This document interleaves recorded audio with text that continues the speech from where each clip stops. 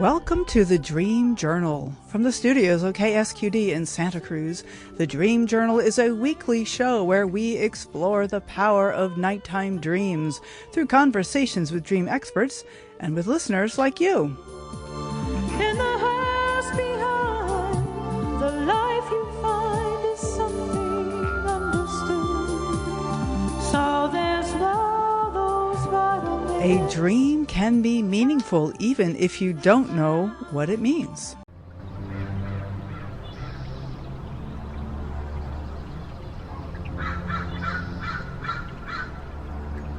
Learn to harness your dreams for personal growth and healing, as well as to understand the language of the soul with our guests, psychiatrist Greg Mahr and psychologist and visionary artist Heather Taylor-Zimmerman.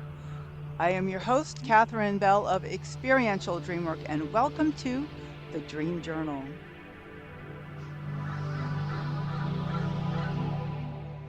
I'm going to start by sharing just a personal dream that I had a little while ago I've been thinking about, in which I am in an elevator facing a woman who's wearing a halter top, and we start to fall. We're going down.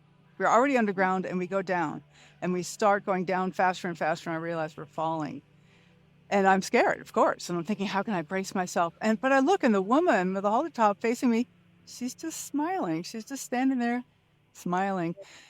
And it made me think about falling deeper and deeper inside of myself. And if I fall deeply enough, then like falling inside the earth, eventually will come a place where there is no crash, where I can just go through and be the center of who I am. So now on to our two guests. We have two guests today, which is always a special treat for the Dream Journal. First, say hello, Heather Taylor-Zimmerman. Glad to have you on the show. So glad to be here, and I love your initiating image of the falling. That reminds me, of course, of Alice in Wonderland and that kind of suspension of time and space, which is a beautiful opening. So thank you, and so glad to be here. I love that association. And she falls for so long, she's not worried anymore. She starts taking tea off the shelves and things like that. Yes.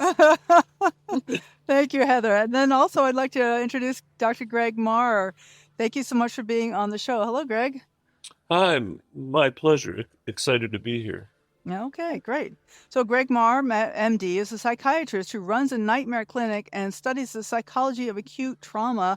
And Heather Taylor-Zimmerman, PhD, is the director of an experiential teaching program in personal transformation through visionary art. And they have a new tool called an Oracle deck, which they call the Dream Wisdom Oracle deck. You can find out much more about this. At soulofcreativity.com. So you can look there to find out about this deck and more about Greg and Heather. I want to start by saying hello to Greg. And I wanted to ask you a little bit about yourself. I know that you work with a nightmare clinic in the city trying to develop. And I first heard you at an IASD conference several years ago, maybe quite a few years ago at this point. And you were looking into trying to determine which people get PTSD and which people do not. And you were able to find clues in their dreams about whether they would get it or not. And I just want to say hello, glad to have you on the show. And how does this tie into your new work of these Wisdom Oracle cards? Well, I think it all fits together in that what I want to do with this phase of my career is kind of help people in a more inward journey. I find that working with people with nightmares, it's sometimes extremely helpful just to understand that the nightmare is potentially meaningful, and even sometimes even that bit of knowledge disarms the nightmare, because when you see it as something terrifying and you're trying to avoid it, and almost like a symptom of something terrible in you, then it's very powerful and overwhelming. But if you see it alternatively as a message and part of your healing, then it's very, very different. It's easier to sort of befriend it and recognize it. So I've been interested in dreams all my life. I've been like recording dreams since I was a kid. I have journals and journals of old handwritten dreams that I'm trying to But figure out what to do with. Uh, Later in my career, I decided to kind of work more actively with dreams. And a few years ago, I approached the sleep medicine clinic at the institution where I work, which they have a big sleep medicine department and clinic. And I suggested to them, well, how about if I do a nightmare clinic? And they were very excited about it because they're all sleep doctors and they like to do CPAPs and adjust dials. And when someone comes in saying they've got nightmares, they kind of are they don't want to deal with. They want to adjust the dials on the CPAP. right. So Maybe give them a pill.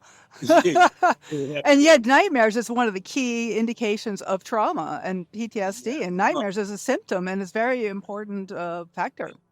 yeah, about half of people with nightmares with trauma have nightmares, sometimes which replay the trauma. And nightmares are also important predictors of like recovery and of suicidality. We're learning more and more how they predict suicidal Mm. ideation. So they're very, very important symptom. And they're patients that are really fun to work with because they're not like they don't come in looking for therapy necessarily. They come in because their sleep doctor sent them and they want help with their nightmares. So Mhm.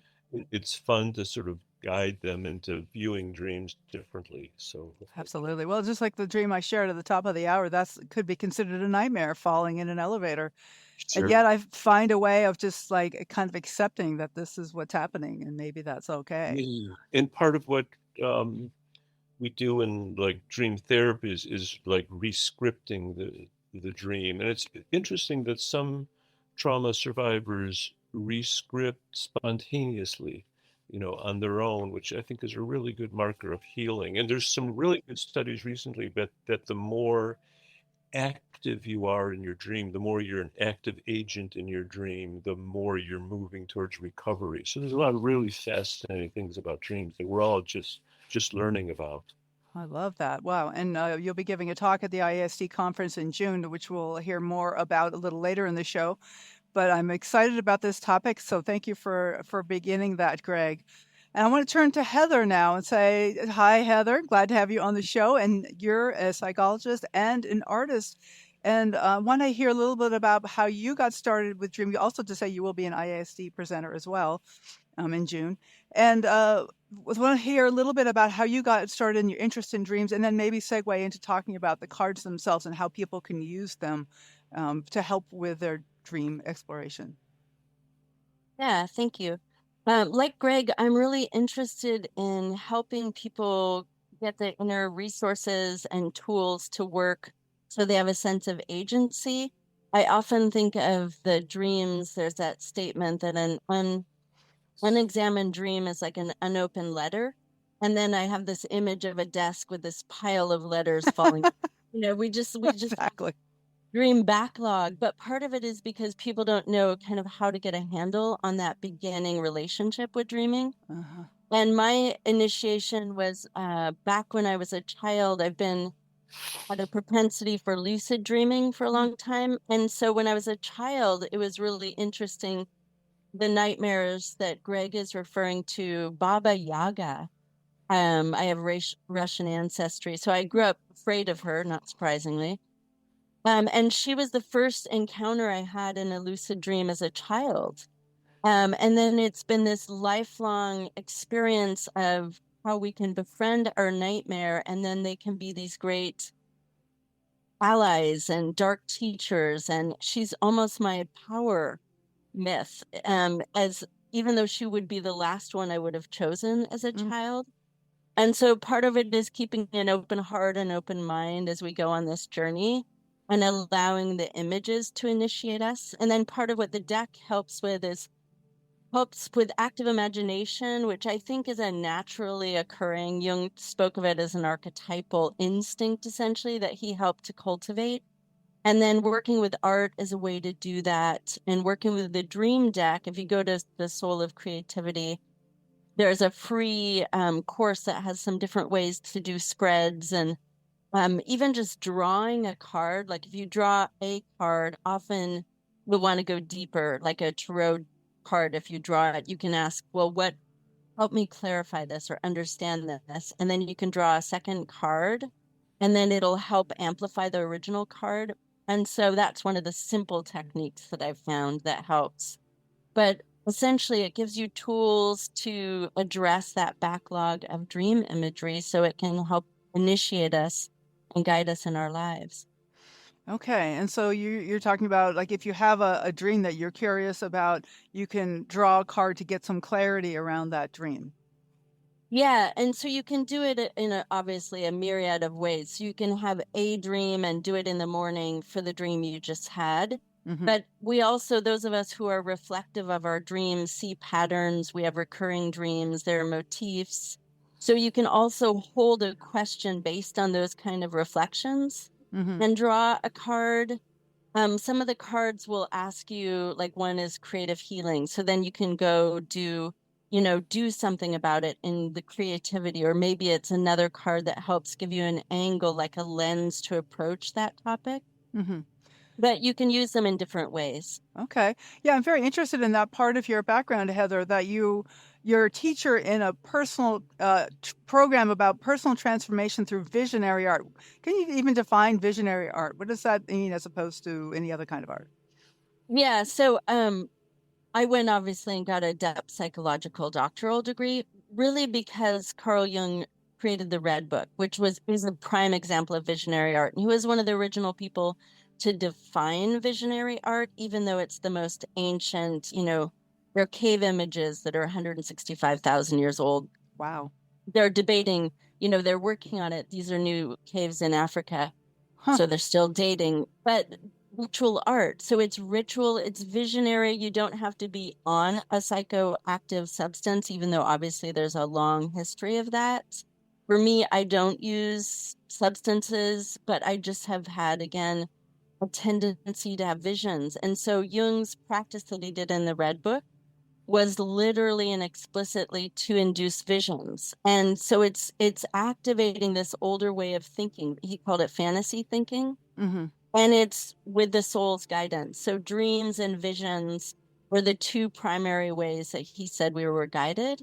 Mm-hmm. And then visionary art is a way you create an image from it, and then it allows you to dialogue in active imagination with your soul. And it could be art like a painting, Mm-hmm. or he did a journal. It could also be a dance. So it's open to interpretation what that looks like. Right. Okay. So there's all kinds of different ways of accessing that creativity that is a natural human birthright. Correct. Yeah. Okay. Dating back hundreds of thousands of years. Yeah. And that as a last note, 95% of second graders identify as artists and only 5% in high school. So Wow. It's a very suppressed, and it's the number one thing we have complexes about. It's not calculus or astrophysics, it's art, which is just a tragedy to me. So it's a birthright, but it's one that we've alienated in our modern age. Yeah. Certainly, there's many, many stories of people who are ashamed about their art and compared themselves to others and shut down that aspect entirely. And I found it incredibly valuable. I have some paintings in the back on the wall here, and I've been writing, and like the creativity is so helpful in exploring myself and my dream world. And so these cards were created by you. You made the images on these cards. Is that right, Heather? Yeah. Greg and I Greg is delightful, but we had this wonderful rapport where we would kind of bounce back and forth, his images in words, my images, visually, and would kind of have a dialogue between the two. Okay. And you talked about different kinds of dream themes and different dream images. Like, what are some of the common dream images? So these cards depict different images. Like, what do you want to maybe you can step in here, Greg, if you want as well. Like, what are some of the common themes or common images that people have? It might help to sort of understand how the story of the cards, because it started out. I wrote a academic scholarly book about dreams with a dream scientist, but then I was thinking, gee, it'd be nice to write something. So that's of course was very expensive, and like 5 people bought it, but it's very, very, very good book. But I was thinking it'd be nice to engage a larger sort of audience. So I was thinking, well, what if we did some cards? And I called Heather because I knew her from we worked together in the Jungian Society, and I kind of I assumed she'd send me to one of her grad students or something, and but she was interested in doing this herself. And my initial idea was kind of sciencey driven. I spent some time looking up the most common dream images, and I thought there'd be a card and a few pages of prose on each image, and that's how it started. And so, but the cards kind of had a mind of their own, and they kind of expanded to include some Jungian archetypes and some informational cards. So some are common dream images and themes, like cars, forests, houses, fires, being lost. Those are typical common dream images, and there's cards for each of those. But there's a few kind of Jungian archetype cards, like anima and animus, if you're familiar with that Jungian language. So there ended up being cards with that, and there's some like informational cards, like how to remember your dreams better, how to inspire lucid dreaming, just because I think it's nice to have something tangible that you can hold in your hands. So that's been that's kind of the story of the cards, and we like I said, Heather and I kind of collaborated on the images and things like that. Right. Yeah. So there's the images, and then there's some prose about it on the card, or like in a separate book. I mean, it's just. Oh, there's like 5 or 10 cards with words on them that have the same card backing, but instead of an image, there's like 10 ways to remember your dreams. Right. So there's informational cards. Okay. And there's an accompanying book that's really beautiful that Greg weaves in cultural allusions and songs and, experiences. And so he does a really beautiful job of amplifying these themes in a very creative way in the accompanying book. Okay. And the idea is to kind of use the whole brain. So I kind of tried to write verbally artistic stuff for people like me that are more word oriented, where the images are for people who are more image oriented. And also because the cards sort of force you to engage both, it helps you cross over into a world where you're maybe less comfortable, but it might be helpful to expand your repertoire. Ooh, I want to say more about that. What does that mean, like you expand your repertoire? Want to give an example? Like I like words. I'm kind of like I write poetry and fast fiction. I'm like a word person. But for instance, when I decide to draw a dream image, it may not be aesthetically beautiful like Heather's images are, but it kind of comes out meaningful, and sometimes that process of engaging part of the brain that I don't normally engage enriches the experience for me and deepens that. Like Heather talked about the relationship with the dream. It helps a different part of my brain be in relationship with that dream world. All right. Well, I guess I was going to say, but I think I started out as very left-brained, and like as a very I still am very word-oriented. But I mean, as an asset scientist, I was used to thinking about things, and so for me, opening up some of that imagery was really helpful in helping me understand dreams and understand myself, where I am, because that's of course what the dream is all about. And so I can certainly relate to that. And then it seems like you have a kind of a left brain, right brain team going on here, because Heather, you seem very, very much on the right brain. And yet you're also got a lot out of this project collaboration together too, I'm sure. Yeah, we kind of, when we do conferences together, we kind of, in a bit tongue in cheek, but we kind of play off that gender, left brain, right brain. We're actually like good friends and both pretty holistic, but we sort of play that role.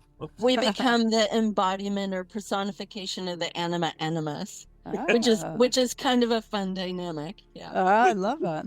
We've people have told us that we did this like weekend workshop at this Jungian retreat center, and some people told me afterwards in both directions that, oh, like I could follow what you were saying. With Heather, always, I never quite followed it, although it was really meaningful. And some people have said it the other way around. Oh, yeah, what Heather's made meant really made sense. What you were talking about, it was a little harder to follow, but you both sort of, so there's that kind of that interesting internal dialogue that we sort of try to embody. I love that. And unfortunately at the conference, you guys are in separate sessions because Greg, of course, is in the scientific research track and Heather is in the arts track. And so, but I can see the way that you guys would really have a synergy going and complement each other and speak to different people in different ways. And that we sometimes need the right brain and sometimes the left brain. They're both incredibly valuable parts of who we are. So that brings me to the idea of creative flow. Like, what is creative flow, and what steps can we take to induce that? Now, this is something that maybe Heather's more familiar with, but Greg's probably learned a lot about.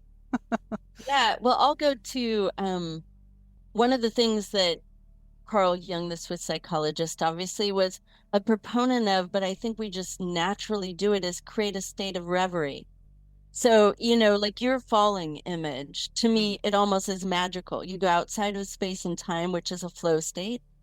And there's also a statistic I thought was really interesting about flow, that you need to lean into discomfort. And they say like 4 to 10%. I have no idea how they quantify these things sometimes, but you need to lean into discomfort a little bit, not where it's debilitating.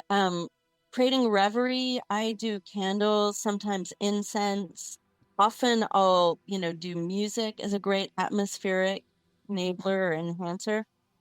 And then you essentially want to get into a place where you're suspending the thinking mind, for me. And I do that listening to audiobooks sometimes. I know some people who are very hyper analytic and they almost have to like throw a bone over for their thinking mind to be like, go chase that. But yeah. Yeah, and then doing what you love is one of the entries to, I think, a flow states. Often they talk about, it could be gardening, it could be race car driving, it could be doing art, dancing. But the key is doing something that you love, that you kind of lose yourself in. And for the dream, that's what I think the creativity, the active imagination is partly a portal into the dream through that kind of setting up the prerequisite state, the reverie, and then doing what you love as a transport into the dream. And then, of course, you try and re-inhabit the dream. Right. I love the way you call that, re-inhabiting the dream, just to step in and live the dream. Right. And what about you, Greg? What helps you get into the creative flow? I loved Heather's answer, and I think I'm loving what you're doing and loving in general. I think psychology and psychiatry kind of under-recognize this relationships and their importance, and I think loving another person or loving what you're doing all opens your brain up.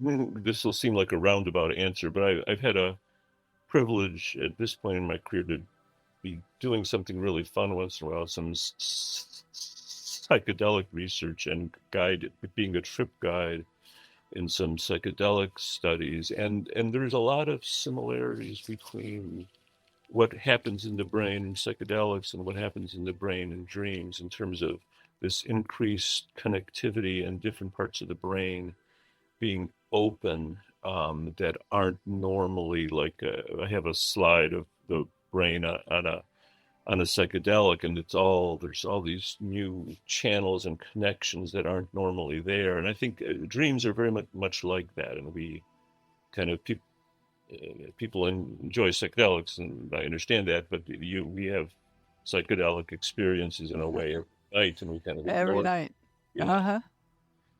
Yep, yep. I mean, I've heard this idea that a psychedelic, like a therapeutic kind of dose of psychedelics, is like trying to drink from a fire hose. You're like, wow, you can really like clear out the gutters and get all the crud cleared away. But for everyday hydration, the dreams are more like a garden hose, like taking a little sip. You get a little sip, and so if you want to keep shifting yourself, that the dreams allow us to take that little mini trip every night. Yeah.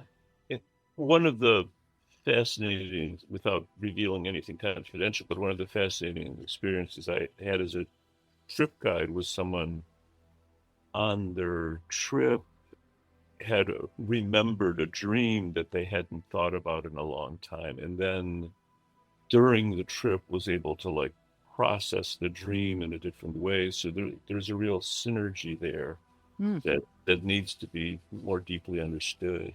Yeah, some kind of a communication between these different communities I think would be really valuable. Yes.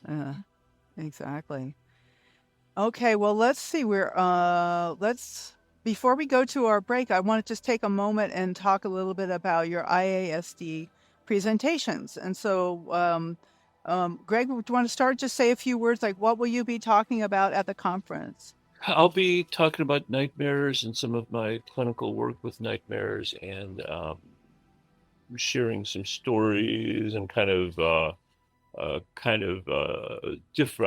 kind of developed a schema with like 8 different types of nightmares, just based on these thousands of nightmares I've heard now, and kind of discussing that and discussing kind of a way of intervening in nightmares that incorporates some of the cognitive behavioral therapy as well as some Jungian, because the people that do the cognitive behavioral therapy for nightmares forget or don't even know that it's just a reworking of Jungian dream exploration and active imagination. So they're really the same thing, just nobody knows it. So I want to amplify some of those ideas. Oh, that sounds great. Very interesting. And then Heather, what about you? What are you going to be presenting at the conference about? Yeah, not surprisingly, I'm going to be using art, but really this active imagination as a portal to re-enter the dream. And then also one of the layers that I like to do is there's this idea of the alchemical great work of art and our creative nature connected to nature's creation. And that, includes evolution. It's not that that excludes science, but that we need to reconnect to nature. We'll be coming from the previous conference where we both are in Portland on rewilding. And so I think one of the imperative things in our time, and it shows up in our dreams, is how do we connect to not only ourselves and each other, but to the natural world? And so art can actually help us get there as well. I love that. I had a whole episode about 6 weeks ago, Rewilding the Dream with Laura Smith-Riva. People can look at and want to talk more about the idea of reconnecting with that wildness and how dreams do that for us. All right. Well, thank you so much. We are talking about the Dream Wisdom Oracle deck, which is created by Dr. Greg Mahr and Dr. Heather Taylor-Zimmerman. And their webpage for the soul cards, the oracle cards, is called soulofcreativity.com. The Dream Journal is broadcast live from the KSQD studios in Santa Cruz and co-broadcast live in San Jose by KCXU and up at KOWS in Sonoma. We are podcast everywhere, including on YouTube. For the last 5 or 6 episodes, I have started releasing full-length videos of the conversations.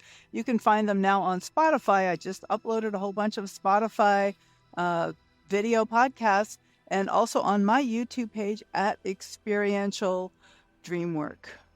And then Greg is mentioning he'd like us to mention his webpage, gregmahr.com. Heather, do you have a webpage you'd like us to mention before we go to the break?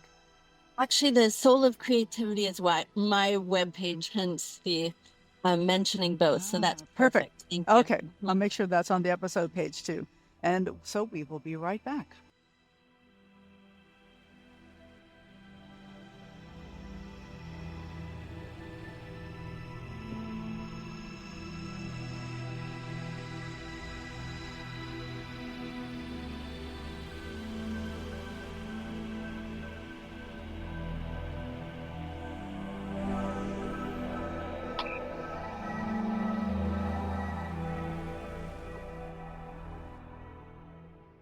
You are listening to the Dream Journal, and I am Katherine Bell of Experiential Dreamwork. I'd like to send out a special welcome to our far-flung listeners. We have Watsonville, San Jose, Sunnyvale, Menlo Park, Fresno, La Habra, California, Corona, California, and Boardman, Oregon, Seattle, Washington, Canyon Lake, Texas, hello, and hello, Atlanta, Georgia, Ashburn, Virginia.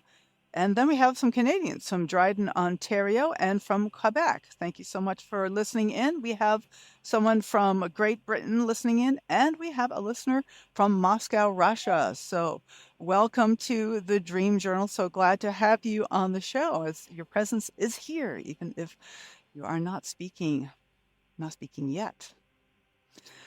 So, this is just to show how incredibly common dream interest is. It's really people all over the world are interested in dreaming, and you would love to have you join me on the mission of the podcast of spreading interest in dreaming. So if you'd like to help us nudge that algorithm, you can subscribe to the Dream Journal on your favorite podcast app. You can also follow the Dream Journal on Instagram, LinkedIn, Facebook, and now on YouTube by looking for @Experiential Dreamwork. Thank you so much for your generous ratings and reviews. And thanks for sharing your episodes on social media. It really helps to nudge that algorithm to let people know that interesting is dreaming. People are interested in dreaming. But really, most importantly, I really urge you to talk to your friends, because you might just find your next dream sharing buddy. It's really all about sharing dreams, and that's a way of inhabiting the dream, as our guest so beautifully says, and deepening the dream. So I encourage you to talk to friends about dreams. And next week, tune in for IASD conference keynote Loma Flowers, who will be talking about dreams as the highway to emotional health. I'm excited to have Loma Flowers on the show with us. And today's, we have two guests. We have Dr. Greg Mahr, who's a psychiatrist and leads a nightmare clinic, and also Dr. Heather Taylor-Zimmerman, who is a visionary artist and a psychologist. And I'm told by the station that we already have a caller. So we have Elizabeth. So why don't you say hello, Elizabeth? Is this Elizabeth from Bellingham? Yes, it is. Yay, thanks for calling. Hi. Hi, we've had a little hiatus in our connection, but I've never let you go. Oh, how nice. My dream love, yes. Sweet. Well, my dreams have started to become more memorable, and my health is in an interesting place. So I love this idea of, dreams leading to emotional health, and also connecting with my friends who I dream about. Right. Yeah. How are you doing? I'm doing great. Good. It's always good to hear you. I did have a dream last night that I thought would be interesting to share. Oh, let's hear I would love to hear your dream, Elizabeth. Okay. So, I am in a terraced yard trying to get into some task before me. This task is unknown to me. Leslie Shankman's older mom takes out a brick or a stone from the foundation of the house and the yard to the stone was to contain the earth from sliding. It was like part of a revetment or an abutment that would, like, it was built into the yard. So anyway, that was curious in itself. There seemed to be a slight hiatus after that entry point, but I did enter the house through that portal. So I'm on some kind of a mission. Apparently it is financial. In one aspect, an unknown process. An envelope of money is revealed and given to me. It is in my hands. Then the next part of the dream is that I'm actually with Leslie, who is a friend of mine here and lives in my town in Bellingham, Washington. And we are at my childhood house in the driveway, sitting in the car, talking together. Mm-hmm. And I notice that she is somewhat hesitant about doing anything. It was kind of interesting. We were just sort of on on hold or just hanging out, with no direction. And then, so that was a contrast to the first part of the dream where I was definitely on some kind of direction. And how did the Anyway, then feelings she started compare? I mean, talking. what is it like to be without direction versus what it's like to be with direction? Yeah, it is a really different feeling. Mm. She is talking about one of the astrological aspects that's going on right now, which is Jupiter moving direct in Cancer. So the mood is positive and we have a connection. So that was a different feeling in the second part of the dream, that I actually had an essence of connection with. I like the relationship, like Greg Mahr was talking about, how important that is. Yes, I tuned in a little bit late, but I got a juicy portion of what he was saying. Yes. Yeah, the first part was more left brain, honestly. This idea of finding and getting whatever envelope that was, and having some kind of task that I was supposed to. I was definitely drilling forward in the sense of going through the earth to get there, and having that woman, her mother, who is actually in a very late stage of life right now. So it's more like her spirit in a way, because I've never met that woman, taking out like a foundation stone. Oh, the stone. Yes, I was very curious about that. It seemed like, what was it like for you? What was that like? Well, it was definitely magical. It was like, wait, what are you doing? Like, why do I have to enter this way? It's like, I oh, see Heather. I see Heather nodding. yeah, Interesting. Heather, do you yeah. have something you want to chime in about Well, this image? that part was the most numinous to me. What has energy is often a way to orient in the dream. And I love the idea. I think you called it a foundation stone. Stones are alchemically so important. But also taking out, it was almost like it held in the earth, you said. And that has like a literal and metaphoric, almost scalable concept, but that just felt like such an interesting association. And it reminded me a little bit of Carl Jung when he enters the Red Book, if you know that. He enters, there's this red stone, and he had found a stone, and that's like the portal entry, almost like a cave. So that was just had a lot of energy to me in association. Oh, beautiful. Oh, I love him, and I gobble it up, whatever I learn about his process. And I'm fascinated by that stone for sure. Also that envelope of money. It's like, well, that's kind of what I'm, kind of writing into my psyche at this point, is the worthiness of prosperity. Yeah. Right. Yeah. Yeah. That's So the images are strong, and I'd love to work with this more. And it's just fun to call in and say hello. Yeah. Do you have any ideas of maybe how? I mean, of course, Elizabeth and I can have a chat later. But are there ways that she could work on her own with this stream? Because there are so many wonderful images here. Do either Greg or Heather have any suggestions here? Well, let me kind of, in a bit of a tongue-in-cheek way, kind of go left brain Sure. on Love you, that. and kind of talk a little bit, just for a minute, about looking at dreams in general, like a general process. So it's usually useful to like think about the dream as a whole and associations to it. And so you pointed out some of the interesting things where you sort of relationship is more important in the second half than the first half is kind of discovery.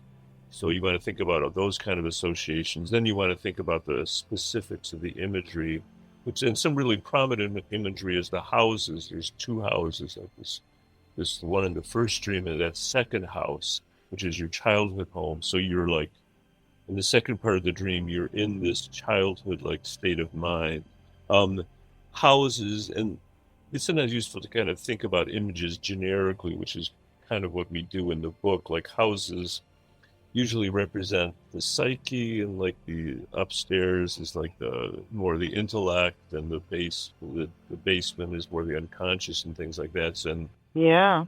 it's good to think about what kind of house, and money is a cool image like that too, because it's money, but it's also often psychic energy, and like who is giving you that psychic or spiritual energy, and where is it coming from? How is it coming in this envelope, and so forth? Those are the kind of the interesting themes that kind of jump out for me. Yeah. What do you think, Elizabeth? How does that strike you? Oh, it strikes me, I'll tell you. Like, yeah. Uh-huh. Okay. I'm really ready to take it to that esoteric level of, and that symbolic level. It's really up for me, and I'm in a place right now of kind of resting more, and so I have the time to actually play with this. And I think I will, even cut out some images and make some poetry and just really take your suggestion, Wow. Greg. I love that. Elizabeth, you have such a artistic soul. That sounds like some wonderful suggestions. So we have another caller on the line, and I want to say goodbye, Elizabeth, and thank you so much for calling with one of your gorgeous dreams. Hope to connect with you later. Sorry, we Yeah. so long. Send me an email. Well, let's stay in touch. I will, dear. Great. Thank Thanks. you. Wonderful show. Bye-bye. Bye, Elizabeth. All right. I want to say hi to Stacy. Why don't you say hello and tell us where you're calling from? All right. Hi, Catherine. Hi, Stacy. And Heather and Greg. And I'm glad to be on with you. And I'm calling from Canyon Lake, Texas. I heard our shout out earlier. So Yes. Oh, great. I try to listen when I'm here. And my son is 3 and he's noisy. So you might hear him in the background. Well, he's doing his job. That's what. Exactly. So I really love this idea of the oracle cards. And I have worked with oracle cards a lot and also tarot some. And I hadn't thought about, asking the cards to help me with my dream interpretation. And I'm wondering, so let's say like I have noticed over this month, which is really peculiar, that I have this raw chicken has appeared in my dreams. Raw chicken? You mean like people from the butcher shop? Yes. One time I was feeding a dog some raw chicken and it started choking. And I don't have a dog, and it was just strange because I eat mostly plant forward. So if I eat meat, it's usually out and it's usually cooked. I don't cook, I don't prepare meat often at my home. And then just the other day, I had another dream that I was eating, and I was at like a buffet kind of thing in my cousin's home, and I was getting some meat and putting it on my plate, and there was a piece of raw chicken in this meat. And so my aunt who is there says like, oh no, there's raw chicken in there, like this, contaminated everything. And anyway, so having a dream symbol like that, of course, I've done my own kind of exploration with the symbol because I've had it appear twice in 3 weeks or so. And but I'm wondering, is there any way, like if I had your deck, which is beautiful, by the way, I did take a look at the Amazon listing for it. If I didn't have the deck yet, right? What kind of question might I ask, or how could I use the cards to help me with the, overall interpretation? Is there a way? I think there are a couple of ways, and I know Greg looks like he's about to speak, so I'll let him. Do you want to speak first, Greg? Go ahead. You were taking a long in-breath. Well, what a fascinating symbol in terms of the dream, and there are all kinds of ways to look at the amplification. There's the archetypal level, but also the personal of what that image means for you. But one of the things that is the prerequisite for me is that going back and re-inhabiting the dream. And so I sometimes even lie back in my bed to get back in the dream. That helps me. But if you're Yeah. sitting at a table or something, you can also do a scan. We're relatively accustomed to doing a body scan of like how our body feels. So you can scan the dream in a similar way of like what feels numinous and then go like the raw chicken is such, I'm a vegetarian. So it's probably Yeah. even more of a provocative image for me. You're plant forward, you Yeah. said. Yeah, so then you Yeah. can, almost like conjure the sense of it, like you would if you're holding a deck and you like cut the deck a couple of times, hold it to your heart, ask it a question, whatever your process is. If you had the deck from that point, you can ask a question like you are familiar with undoubtedly with tarot or oracle decks. Mm-hmm. And then Yeah. and then draw a card, and that's where sometimes I have a couple of different draws that you can do, even bringing in astrology, like Elizabeth said, the latter part of her dream with the previous caller. But so you can do a 3 cards draw or different things. But one of the things that I find the most useful, I alluded to earlier, is drawing a card and then asking another card. Like often you draw a card and you have another question and then draw another card, and then it's almost like a conversation with the cards and the dream. Okay. And I know your deck is beautiful, and there's people have other decks, and I guess you can do this kind of process with all kinds of different decks. Right. People Okay. do this with tea leaves. I mean, we've all had Yeah. experiences in nature, or the universe to me can speak in any way it wants to. Oracle decks just help facilitate the dialogue. Right. Right. Yeah. And that's Oh, that's great. and that was interesting too, as we hadn't when we first were working on the deck, we weren't intending this oracular use at all. But I think, that's what everybody want. It's like the cards call that out, and everybody wanted to know how to use it in an oracular way. So that was very interesting to us. But your dream is a good example of how you may not find there's not like a raw chicken card, fortunately. Yeah. Yeah. Not yet. Yeah. Maybe the next edition. So, but it's interesting to think about the different elements, because I think there's something about being fed something very elemental and unprocessed, and maybe the dog is kind of part of your animal nature, or like a spirit guide sort of person that's wanting to be fed some kind of elemental food. I think about that, and so I was trying to see which card and section of the book would match, and there is a card and section of the book for spirit guide, so you could like use that card to sort of amplify that, and kind of, if that's part of the dream, to see if that would call that up. Wow. Yes.